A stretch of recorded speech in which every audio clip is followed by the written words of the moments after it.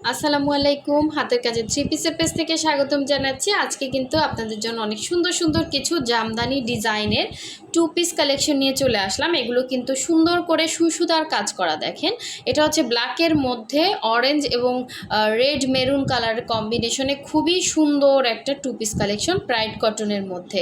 আর এটা হচ্ছে পিঙ্কের মধ্যে হোয়াইট কালার কম্বিনেশন এবং কাজের ফিনিশিং খুবই সুন্দর। একদম রিয়েল যে জামদানিটা হয় ওইটারই ডিজাইনটা আমরা জাস্ট সুতায় আপনাদেরকে দিচ্ছি। একদম মনে হচ্ছে কি তাঁতে বোনা এরকম।